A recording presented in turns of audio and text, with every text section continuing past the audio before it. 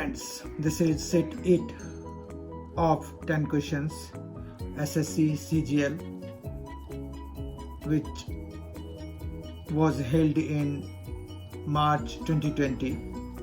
ये set 8th है of 10 questions जो कि मार्च 2020 में SSC CGL में क्वांटिटेटिव एप्टीट्यूड में आए हुए क्वेश्चंस का कलेक्शन है।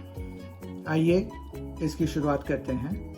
आज का पहला क्वेश्चन है, दी गई तालिका में 6 वर्षों की अवधि में विभिन्न टाइप की मोटरसाइकिलों हजारों में का उत्पादन दर्शाती है। तालिका का ध्यानपूर्वक अध्ययन करें और दिए गए प्रश्न का उत्तर दें। तालिका में ABCD 4 तरह के मोटरसाइकिल की बात की गई है और यहाँ पर ईयर दिया हुआ है 2013 से लेके 2018 तक। अब इन्होंने कहा है कि 2016 और 2018 में बनाई गई टाइप B वाली मोटरसाइकिलों की कुल संख्या का अनुपात 2013, 2015 और 2016 में उत्पादित टाइप D वाली मोटरसाइकिलों की कुल संख्या से क्या अनुपात है। मतलब अनुपात निकालना है, ठीक है। तो हमारे पास यहाँ पर ऑप्शंस भी हैं और इनको सॉल्व करना है हमें। तो लेट अस सॉल्व इट।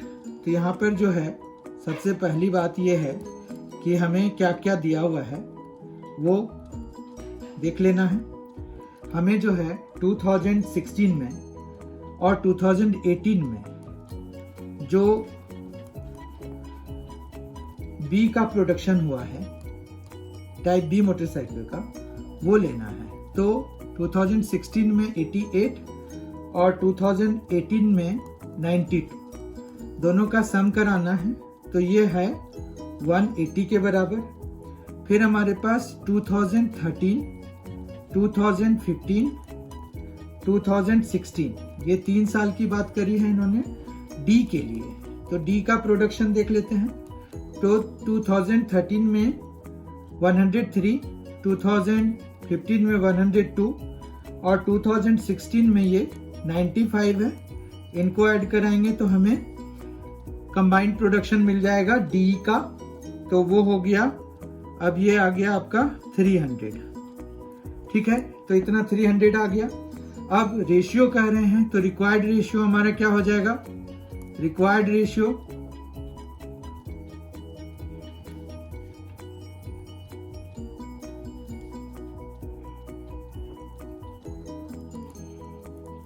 ये हो गया 180:300, या फिर इसको अगर हम 60 से कैंसिल कराएं तो 3:5।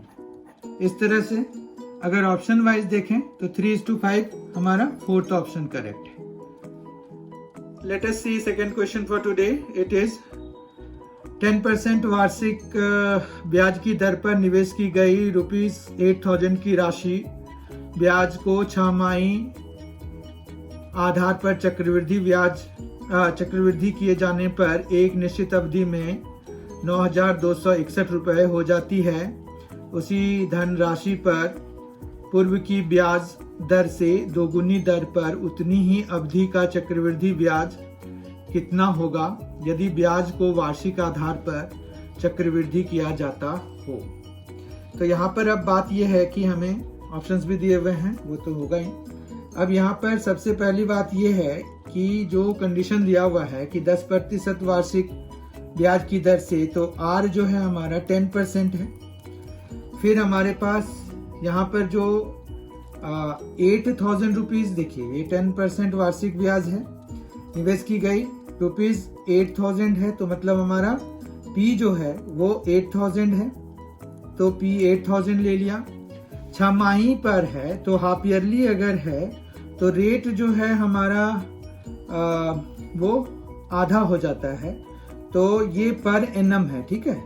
तो ये अगर हम PA ले लें यहाँ पर तो हमारे पास यहाँ पर हाफ ईयरली के लिए क्या हो जाएगा 5% हाफ ईयरली हो जाएगा, ठीक है। ये समझ रहे हैं आप। यहाँ पर अगर ये 10% पर एनम है तो रेट 5% हाफ ईयरली हो जाएगा, ठीक है। और इसमें तो कोई चेंज नहीं होगा। पर हमारे फॉर्मूले में चेंज आ जाएगा कि जब हम अमाउंट के लिए बात करेंगे तो अमाउंट हमारा क्या हो जाएगा 8000, फिर 1 प्लस आर हमारा है 5 अभी के लिए तो, और फिर पावर 2n हो जाएगा। तो ये आ गया 8000 1 प्लस 5/100 होल पावर 2n क्या हुआ, यहाँ पर जितना भी नंबर ऑफ ईयर होगा उसका ट्वाइस हो जाएगा, क्योंकि हाफ ईयरली है वो जो कॉम्युलेशन है, मतलब जो कंपाउंडेशन है, कंपाउंडेशन इज डन हाफ ईयरली, इसलिए ये 2n हो जाएगा। ठीक है, तो इस तरह से हमारे पास ये 8000 का यहाँ पर पावर वाइज करेंगे तो ये है। अब यहाँ पर क्या है कि ये 20 टाइम्स में कट जाएगा, फिर ये किसके बराबर होना चाहिए, ये 9261 के बराबर होना चाहिए। ठीक है, 9261 के बराबर होना चाहिए। अब यहाँ पर एक अच्छी बात ये है कि ये 8000 तो ठीक है, यहाँ पर क्या हो गया कि 21/20 हो जाएगा और पावर में 2n हो जाएगा, और ये 9261 है, 9261 है। अब अगर इसको देखिए तो यहाँ पर ये जो 20 है, 20 का क्यूब जो है 8000 के बराबर हो जाता है। ठीक है, और 20 का क्यूब 8000 और 21 का क्यूब 9261 के बराबर हो जाता है। इसका मतलब क्या हुआ कि अगर हम n की जगह पे 3/2 ले लेते हैं, 1.5 ले लेते हैं, तो हमारा ये काम दोनों LHS और RHS बराबर हो जाएगा। ठीक है, तो हमारे पास यहाँ पर जो है बेसिकली क्या हुआ कि हम इस 8000 को उधर ले जाते हैं। ठीक है, तो 21/20 हो गया और यहाँ 2n हो गया, ये 9261 है और अपॉन में क्या है 8000 है। तो 9261 को हम 21 का क्यूब 9261 को 21 का क्यूब और 8000 को 20 का क्यूब लिख सकते हैं। तो इस तरह से हमारे पास 21/20 का क्यूब हो जाएगा। तो अगर हम फिर बेसिस सेम है तो पावर्स को हम अगर कंपेयर कराएंगे तो 2n = 3 हो जाएगा। इस तरह से n हमारा कितना आ गया 3/2 आ गया, तो मतलब 3.5 ईयर्स के लिए हो गया। अब यहाँ पर क्या होगा कि हमें जो है पहले साल के लिए तो चलिए कंपाउंड इंटरेस्ट लगा सकते हैं या सिंपल इंटरेस्ट भी लगाएंगे तो भी बन जाएगा, लेकिन कंपाउंड इंटरेस्ट है तो हमें 1/1 निकालना पड़ेगा। तो हम यहाँ पर अब A1 निकाल लेते हैं जो कि हमारा फर्स्ट ईयर के लिए होगा, क्योंकि ये 3/2 है यानी कि 1.5 ईयर्स के लिए है। तो हमें A1 के लिए क्या निकलेगा, पहले यहाँ पर A1 के लिए हम जो है 8000 इतना ही सम जितना दिया हुआ है उतना ही हमें लेना है, 1 प्लस अब यहाँ पर रेट ऑफ इंटरेस्ट ट्वाइस हो गया, मतलब 20 हो गया। ठीक है, 20/100 हो गया और हमें n जो है वो 1 लेना है। ठीक है, क्योंकि एक साल के लिए निकालेंगे, कंपाउंड इंटरेस्ट में इस तरह से नहीं चलेगा कि आप 1.5 कैसे यहाँ पर फिर इवेलुएट नहीं करा पाएंगे हम, तो इसीलिए 1 ही लेके करना पड़ेगा। ठीक है, तो ये आ गया हमारे पास 5, तो ये आ गया 8000 × 6/5। ठीक है, 8000 × 6/5 आ गया, तो यहाँ पर जो है ये आ जाएगा 1600 या फिर 9600। ठीक है, 9600 आ गया।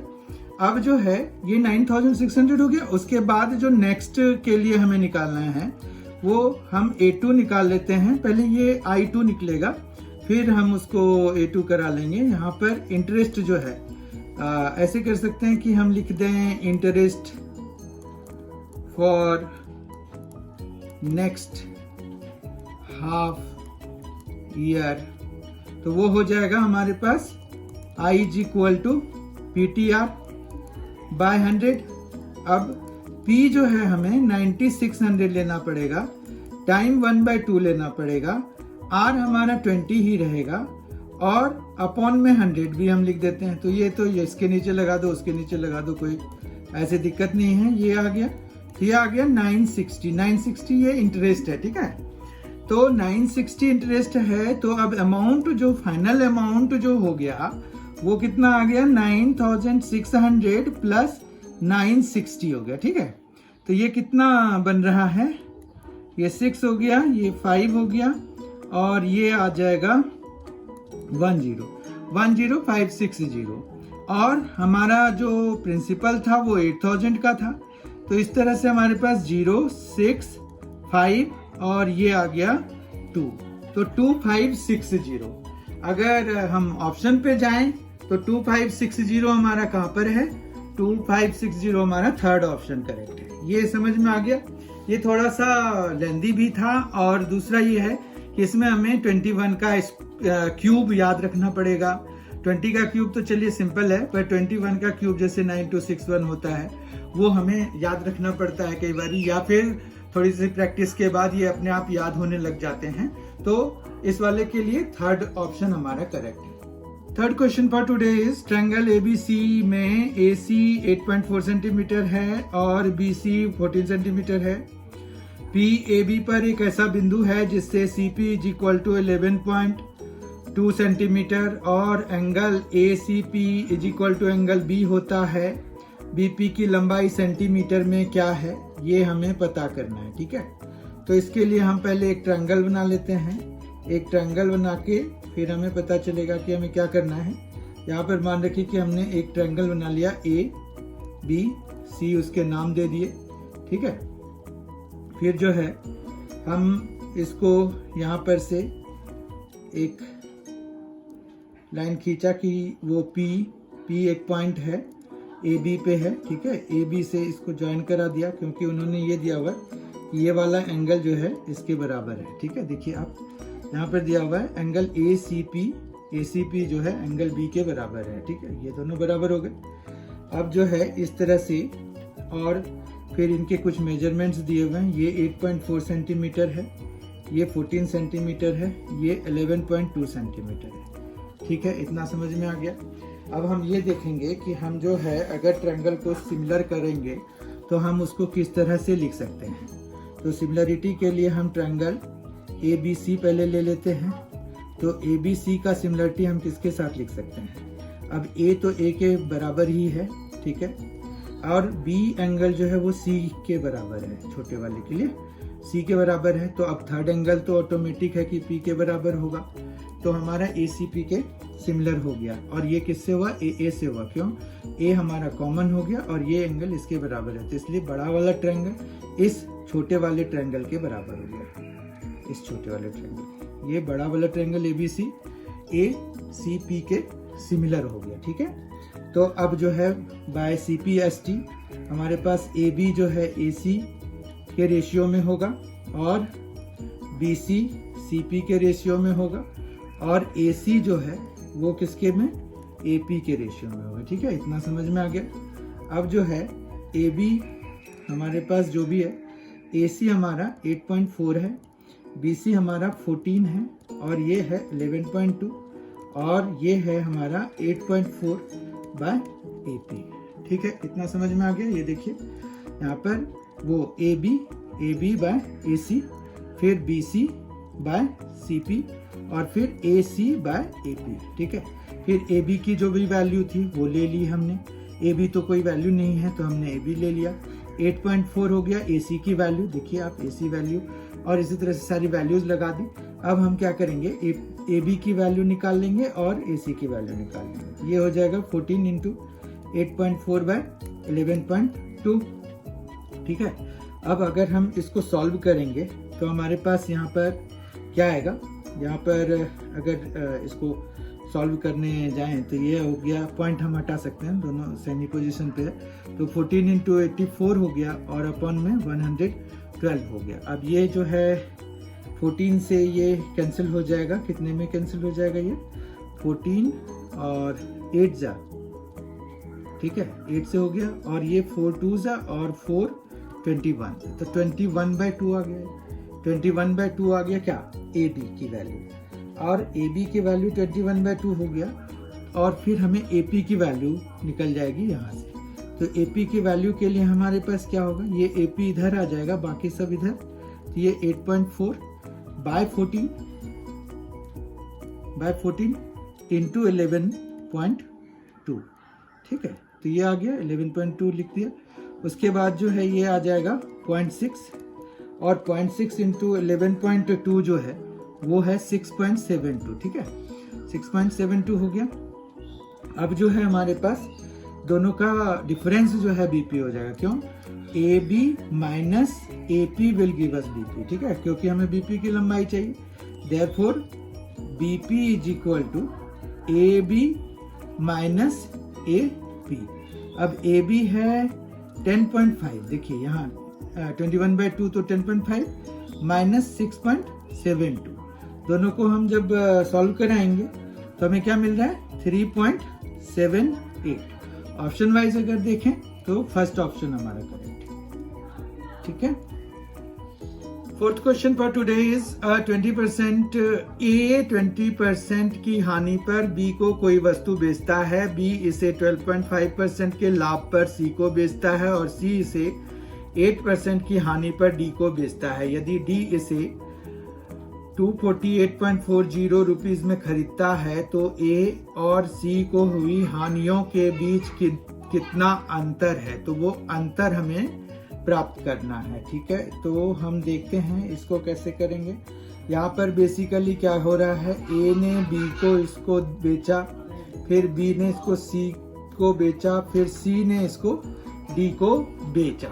ठीक है, तो हमारे पास ये जो है A ने B को बेचा, B ने C को बेचा, फिर C ने भी फर्दर D को बेचा। अब अगर कॉस्ट प्राइस को हम जो है X मान लेते हैं तो हमारे कॉस्ट प्राइस अगर X माने तो हमारे पास यहाँ पर क्या है कि A के लिए क्या हो जाएगा 0.8x हो जाएगा, फिर जबकि B के लिए क्या हो जाएगा, अब B जो है इसे 12.5 के लाभ पर बेच रहा है तो 1.125 और इनटू जो इसको लगा है मतलब 0.8x हो जाएगा। जबकि C को जो है मतलब ये जो A ने बेचा ना इसको, तो A को इतना मिला, B को इतना मिला, C के लिए ये कॉस्ट प्राइस हो गया। अब C इसे 8% की हानि पे मतलब 0.92 और फर्दर मल्टीप्लाई हो जाएगा क्योंकि 8% है तो 0.08, इसमें 1 में माइनस कराने से जो भी आएगा तो ये C हो गया 1.125 इंटू 0.8x, मतलब C के लिए जो है कॉस्ट प्राइस तो ये था, उस पे 0.92 ही उसको मिलेगा क्योंकि वो लॉस पे बेच रहा है। और ये जो ये अमाउंट है वो D के लिए कॉस्ट प्राइस का काम करेगा। ठीक है, तो इतना समझ में आ गया होगा कि क्या क्या हो रहा है। ये जो है A का सेलिंग प्राइस है जबकि B के लिए कॉस्ट प्राइस है। यहाँ पर भी फर्दर वही हो रहा है, B के लिए ये सेलिंग प्राइस है पर C के लिए कॉस्ट प्राइस है, D के लिए कॉस्ट प्राइस है जबकि C के लिए सेलिंग प्राइस है। समझ में आ गई बात। अब जो है हम इस तरह से यहाँ पर पहले X की वैल्यू निकालेंगे। अब D के लिए जो कॉस्ट वो था, D इसको खरीदता कितने में है 248.40, तो 248.40 और ये जो है ये दोनों इक्वल होना चाहिए, तो हम जो है इनको इक्वेट करा देते हैं। ठीक है, तो ये 248.40 से इक्वेट करा देते हैं तो हम X के लिए इसको सॉल्व कर देते हैं। तो 248.40 अपॉन 0.92 इंटू 1.125 इंटू 0.8, ठीक है, इतना हो गया। अब अगर हम देखें तो 0.92 से ये 248.40 जो है वो कैंसिल हो जाता है 270 में। ठीक है, और ये दोनों मिलके कितना हो रहा है, ये दोनों मिलके 0.9 हो जा रहा है, तो ये हो गया 270/0.9 हो गया हमारे पास। अब 0.9 आ गया तो ये कितना हो जाएगा 2700/9 हो गया, जो कि सॉल्व होके 300 हो जाएगा। तो इस तरह से x की वैल्यू तो 300 आ गई हमारे पास। अब जो है 300 तो आ गया, उसके बाद A का जो है लॉस अगर हम देखें तो लॉस हमारे पास, क्योंकि हमें यहाँ पर A और C को हुई हानियों के बीच कितना अंतर है वो निकालना है। तो लॉस ऑफ A अगर हम निकालें तो लॉस ऑफ A कितना हो जाएगा 20% उसको C का मतलब X का लॉस हो गया, 20% X का लॉस हो गया, मतलब 300 का 20% मतलब 0.2 इंटू 300 कर देंगे तो 20% ऑफ 300 मिल जाएगा, यानी कि उसको 60 रुपीज का लॉस हुआ। ठीक है बात। उसके बाद लॉस ऑफ C अगर हमें निकालना है, क्योंकि हमें लॉस ऑफ C के बीच A और C के बीच का अंतर चाहिए, तो लॉस ऑफ C जब हम निकालेंगे तो C का लॉस जो है वो ये जितना भी है 1.125 ये है ना उसका कॉस्ट प्राइस। तो अब इस पर उसको कितना का लॉस हो गया है, उसको लॉस हो गया है 8% का। तो मतलब इसको x की वैल्यू के साथ मतलब 1.125 इंटू 0.8 इंटू 300 इंटू 0.08, इतना उसको लॉस लगा है। अब इसको अगर हम मल्टीप्लाई कराएंगे तो ये तो 0.9 हो जाएगा, ठीक है। और ये जो है हमारे पास ये हो जाएगा इंटू 24 हो जाएगा, ठीक है। 24 इंटू 9 अगर हम कराएंगे तो हमारे पास यहाँ पर कितना आ रहा है, 21.6 आ रहा है, 21.6 आ गया। अब जो है दोनों का डिफरेंस अगर चाहिए हमें तो डिफरेंस हमें आ जाएगा, डिफरेंस कितना आ जाएगा, डिफरेंस इज इक्वल टू हो गया आपका 60 माइनस 21.6 जो कि आ जाएगा 38.40। तो 38.40 हमारा दोनों के हानियों का डिफरेंस है। आंसर ऑप्शन वाइज अगर देखें तो थर्ड ऑप्शन हमारा करेक्ट है। आज का क्वेश्चन 5th है। एक वृत्त की जीवाएं ए बी और सी डी बिंदु ई पर एक दूसरे को काटती हैं। यदि A E 12 centimetre, B E 20.25 centimetre और C E is equal to thrice of D E हो तो सी ई की लंबाई सेंटीमीटर में डैश है। तो हमें जो है पहले यहाँ पर क्या कर लेते हैं, एक वृत्त बना लेते हैं, उसके अंदर हम जीवाएं भी डाल देंगे। तो एक वृत्त बना लेते हैं पहले,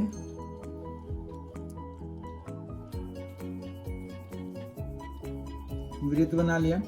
उसके बाद जो है हम यहाँ पर क्या करते हैं, एक ये और एक ये कुछ इस तरह का बना लिया हमने। यहाँ पर हम इसको नाम दे देते हैं, ये ए हो गया, ये बी हो गया, ये सी हो गया, ये डी हो गया। अब जो है अगर ये x और ये 3x ले लेते हैं और ये 12 दिया हुआ है, क्योंकि हम इसको e सपोज कर लेते हैं, क्योंकि ये दिया हुआ है कि e पे इंटरसेक्ट कर रहे हैं, तो ये आ गया। अब यहाँ पर भी हम जो है दो ट्रायंगल्स को सिमिलर करने जा रहे हैं, तो वो हम ट्रायंगल ये दोनों ले लेते हैं, ये ले लिया, ठीक है। तो अब हमारे पास यहाँ पर ट्रायंगल कौन सा, AED जो है, AED। अब सिमिलर टू ट्रायंगल AED ये लिया, तो E के बराबर तो E है, A के बराबर कौन सा है, A के बराबर C है। क्यों है बराबर, ये दोनों सेम सेगमेंट में एंगल हैं, angles in same segment are equal. तो देयरफॉर एंगल A और एंगल C बराबर है, तो यहाँ पर C लिखेंगे।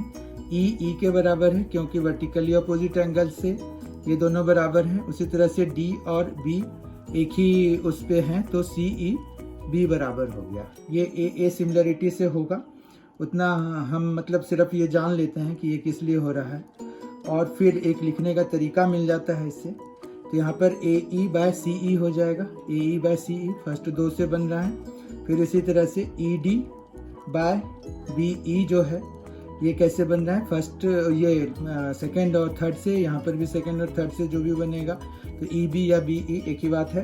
तो ये जो है हमारे पास अब ये रेशियो AE बाय CE जो है वो 12 बाय 3x हो गया, जबकि ED जो है वो x है और ये जो है 20.25 है, ठीक है।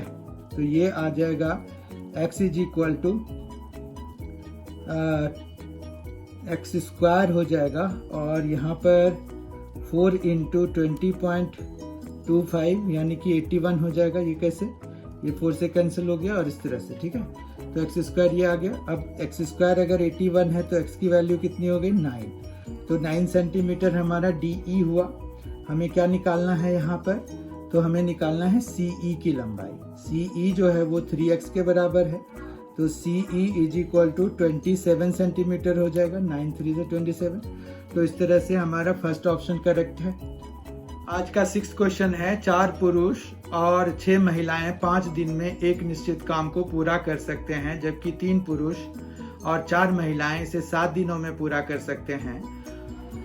उस काम का 2.5 गुना मतलब 2.5 गुना काम 5 दिनों में पूरा करने के लिए कितने पुरुषों को 25 महिलाओं की सहायता करनी चाहिए।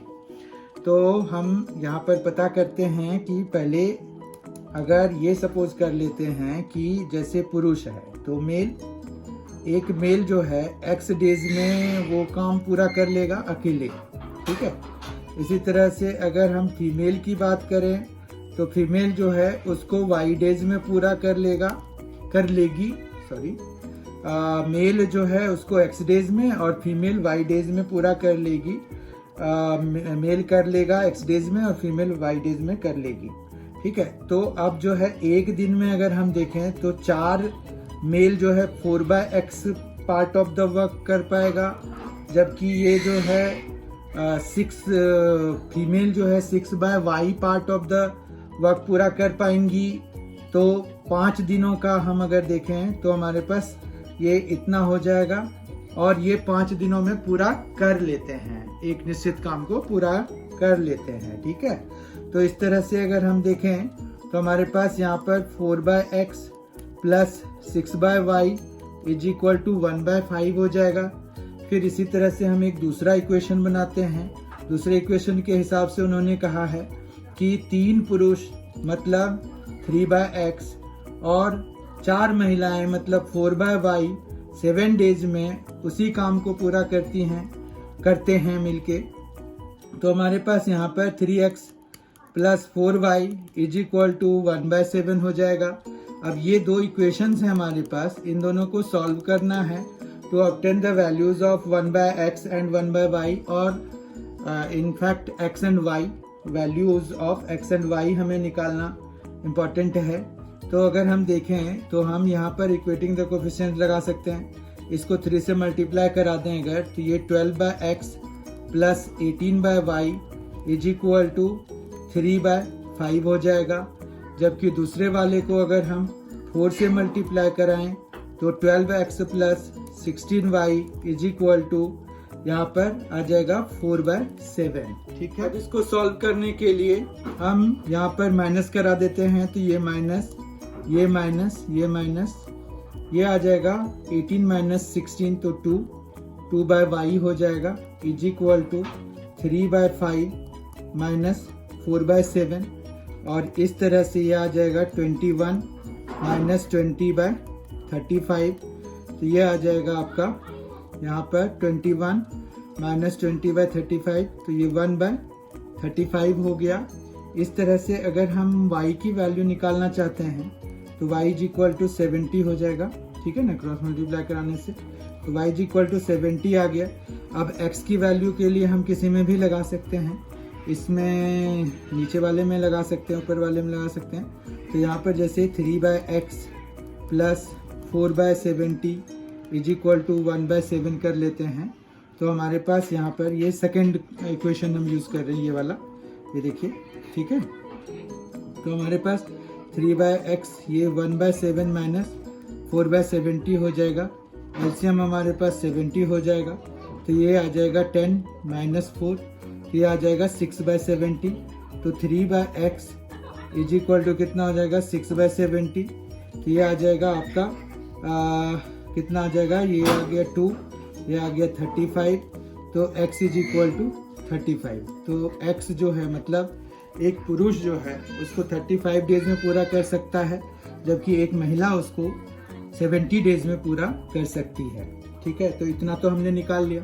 अब ये कह रहे हैं कि 25 महिलाओं की सहायता कितने पुरुष को करना चाहिए। अब 25 महिलाएं यानी कि काम करेंगी ही और उसको 2.5 गुना काम पूरा करना है, तो उसके लिए हमारे पास क्या इक्वेशन बनेगा।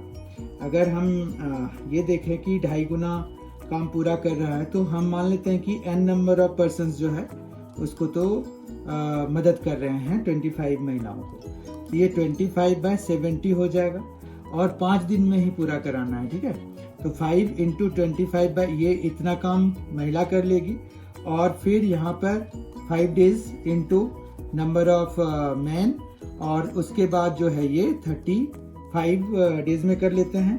और ये सभी मिलके किसके बराबर होना चाहिए, 2.5 गुना, तो मतलब 2.5, तो 5/2 के बराबर होना चाहिए। ठीक है ना, तो यहाँ पर 5/2 हमें लिखना पड़ेगा, 5/2 लिख दिया। अब अगर हम देखें तो ये 5 जो है इनमें से तीनों जगहों से कैंसिल हो जाएगा और 25/70 है, तो हम जो है इसको 5 और ये 5 14 लिख सकते हैं। तो n/35 इज इक्वल टू यहाँ पर आ जाएगा 1/2, क्योंकि 5 तो हम कैंसिल करा चुके हैं, ये देखिए ये तीनों जगहों से कैंसिल हो गया। अब ये 1/2 माइनस 5/14 इधर आ जाएगा। तो ये आ जाएगा आपके पास 14 और यहाँ पर आ जाएगा 7 - 5, तो ये आ गया 2/14। तो n/35 जो है इज इक्वल टू 2/14 हो गया अगर, तो हमारे पास यहाँ पर कितना आ जाएगा, ये आ जाएगा 7 2 7 5 तो 2 कैंसिल हो जाएगा। इस तरह से हमारे पास n इज इक्वल टू कितना आ गया, n इज इक्वल टू 5 आ गया। इस तरह से हम ये देख सकते हैं कि 5 मैन को मदद करनी चाहिए 25 महिलाओं का, ताकि काम जो है 5 दिन में 2.5 गुना काम 5 दिन में फिनिश हो जाए। ऑप्शन 2 करेक्ट है इस वाले के लिए। 7th question for today is, किसी समूह के व्यक्तियों की औसत आयु 35 वर्ष है जो सही औसत से 2.5 वर्ष अधिक था, क्योंकि 2 व्यक्तियों की आयु क्रमशः 29 वर्ष और 22 वर्ष की जगह वर्ष की बजाय त्रुटिवश क्रमशः 38.5 वर्ष और 40 वर्ष दर्ज की गई थी। तो समूह में व्यक्तियों की संख्या डैश थी, ये हमें पता करना है। तो इसके लिए हम क्या करेंगे यहाँ पर, तो हमारे पास पहली बात तो ये है कि यहाँ पर हमारे पास जो एवरेज है, एवरेज कितना है 35 वर्ष का है, ठीक है। तो अगर हमने मान लिया कि n व्यक्ति थे पहले से, तो हमारे पास टोटल जो उनके आयु का सम होगा वो हो जाएगा 35n, ठीक है। तो टोटल हमारे पास 35n हो गया, इसमें कोई दिक्कत नहीं। फिर जो है हमारे पास ये है कि अगर वो जो उन्होंने कहा है कि 38.5 जो है 29 के जगह लिखा गया था, तो ज्यादा कितना लिखा गया, तो हम माइनस करके ये पता कर लेते हैं। तो ये आ जाएगा हमारे पास ये आ गया 9.5, ठीक है, 9.5 हो गया ये माइनस करके। फिर दूसरा वाला दूसरी जो गलती हुई है वो 40 वर्ष की जगह 22 वर्ष की जगह पे 40 वर्ष लिखा गया है, तो ये 18 का डिफरेंस है इनका। तो टोटल अगर सम देखें तो ये 27.5 वर्ष का चक्कर हो गया कि 27.5 वर्ष इसमें ज्यादा आ गया है, ठीक है। तो 27.5 वर्ष इसमें माइनस करा देंगे, ठीक, इतना समझ में आ गया। और जो हमारा औसत एक्चुअल औसत होना चाहिए था वो 35 में से 2.5 वर्ष कम करके आएगा, जो कि 32.5 वर्ष के बराबर होगा। तो एक्चुअल सम ये होना चाहिए था, ठीक है। तो इससे हमें ये पता चल जाएगा कि हमारा n कितना है। तो हम मतलब 35n minus 27.5 is equal to 32.5n, okay. तो अब जो है अगर देखें तो 35n minus 32.5n is equal to 27.5, ठीक है। तो ये आ जाएगा आपका 2.5n इज इक्वल टू 27.5। तो n इज इक्वल टू हो जाएगा 27.5 बाय 2.5। इनको जब हम कैंसिल कराते हैं तो हमारे पास कितना आ जाता है 11। तो इस तरह से क्या हो गया कि नंबर ऑफ पर्सन्स कितने हैं 11 है। अगर ऑप्शन वाइज देखें तो 4th ऑप्शन हमारा करेक्ट है। आज का 8th क्वेश्चन है, ट्रायंगल ABC में एंगल B 72 डिग्री और एंगल C 44 डिग्री है। भुजा BC बिंदु D तक बढ़ाई जाती है। एंगल B और एंगल ACD के द्विभाजक बिंदु E पर मिलते हैं। एंगल BEC की माप क्या है ये पता करना है। तो हम यहाँ पर ये करते हैं कि एक ट्रायंगल तो बना ही लें। मान रखिए कि हमने एक ट्रायंगल बना लिया ABC, ठीक है, ये है ABC।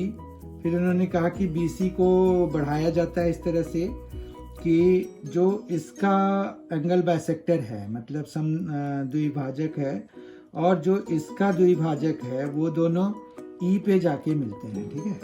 और हमें बेसिकली ये एंगल निकालना है। तो आइए हम इसको निकालने का प्रयास करते हैं।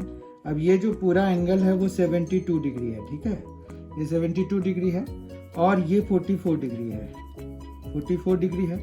अगर ये 44 डिग्री है टोटल, तो ये एंगल कितना हो जाएगा ये आपको पता चल जाएगा। ये 180 में 44 माइनस करा के हम निकाल सकते हैं।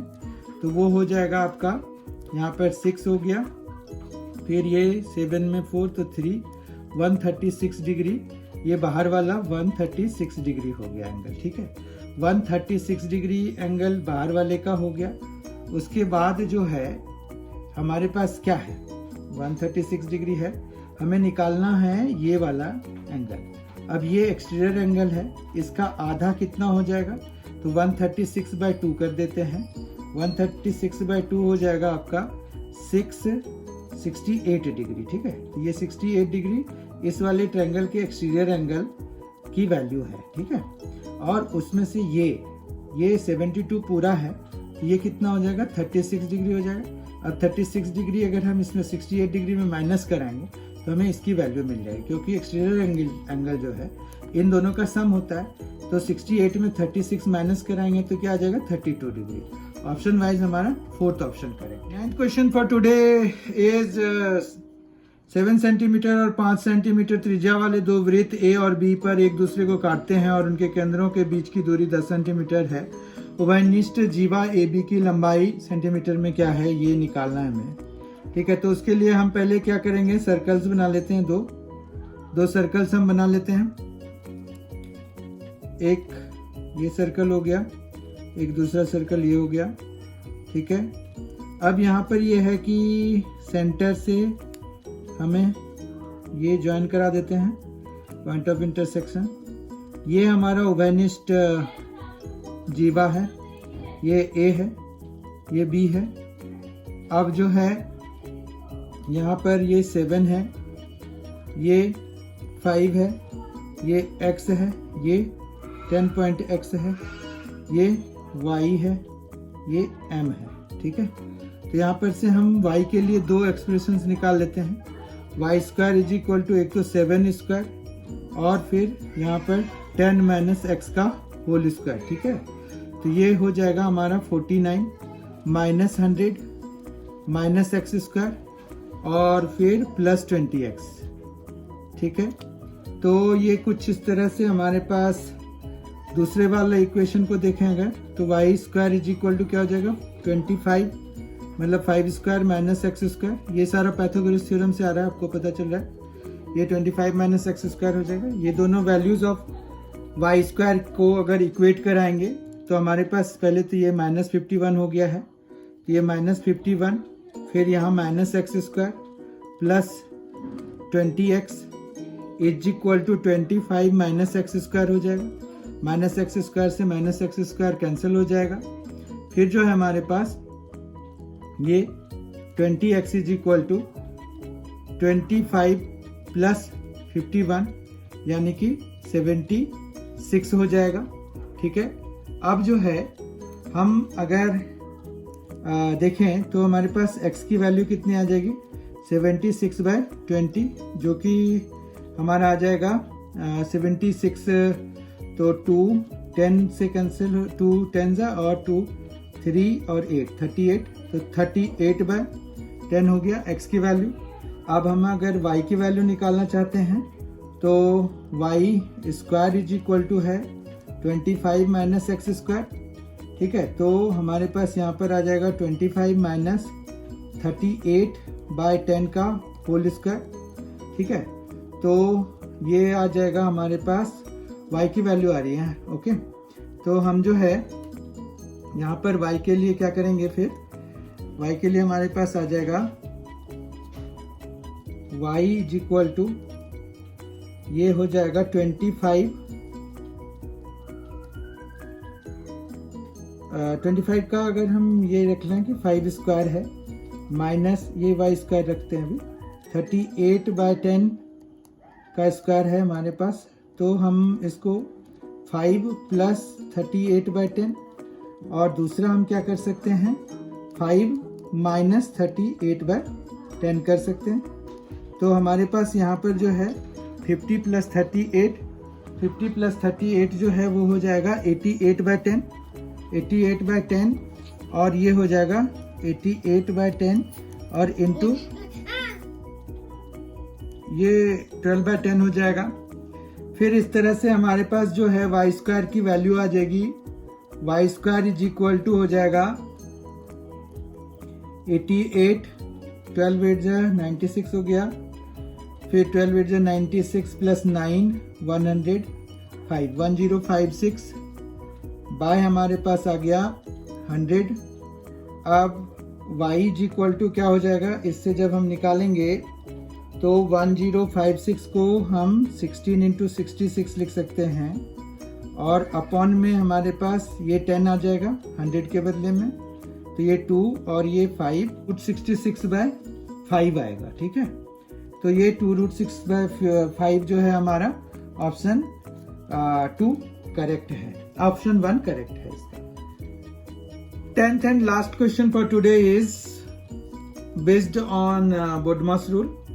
इसमें हमें फिर से लिखना पड़ता है, तो हम स्टार्ट करते हैं सीधा। तो ये आ जाएगा आपका 11/3 डिवाइडेड बाय 11/30, ऑफ की जगह इंटू करके इसको ब्रैकेट में डाल देते हैं हम, फिर माइनस 1/4, ऑफ की जगह पे इंटू करके ये 5/2 है, इनको भी ब्रैकेट में डाल देते हैं, डिवाइडेड बाय 3/5 और इंटू में ये 24/5 है।